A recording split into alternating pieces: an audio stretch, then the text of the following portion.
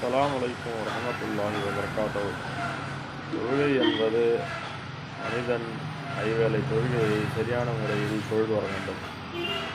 5 வேளை தொழுகையை ஒருவன் தன்னுடைய பாவங்களை அல்லாஹ்விடம் மன்னிப்பு கோரி அதனை அல்லாஹ்விடம் சமர்ப்பித்து தன்னுடைய வாழ்க்கையில் செய்கின்ற ஒவ்வொரு நேரத்தில் செய்கின்ற தவறுகளை அந்தந்த நேரத்தில் தொழுகின்ற தொழுகை தொழுகையால் மன்னிப்பு அல்லாஹ் தருகின்றான்.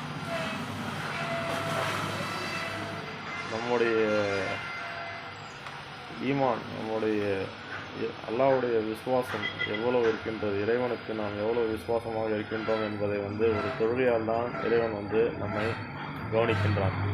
நம்முடைய ஒவ்வொரு செயல்களையும் அல்லாஹ் பார்த்து கொண்டு தான் இருக்கின்றான். நம்முடைய ஒரு அமல்களையும் அல்லாஹ் சோதிப்பதற்காகவே நம்மை மனிதனாக படைத்திருக்கின்றான். மனிதன் என்பது அஷ்ரஃபுல் மக்லுகாத், படைப்பினங்களிலும் மேலான படைப்பு. எதற்காக என்று கூறுகிறோம் என்றால், ஒரு ஆடை எடுத்துக்கொண்டாலும் மாட்டை எடுத்துக்கொண்டாலும் அது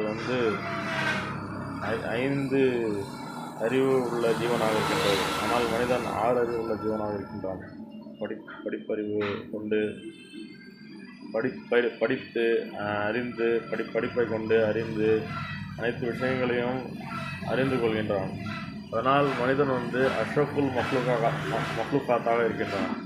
ஆகவே நாம் அனுதினமும் படிக்க வேண்டும், குர்ஆனை ஓத வேண்டும், வாழ்க்கையை படிக்க வேண்டும்,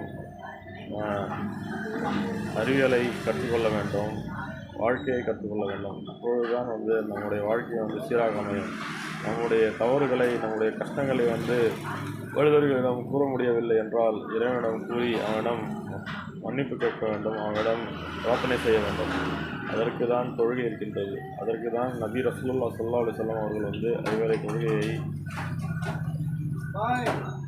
படித்திருக்கிறார்கள்.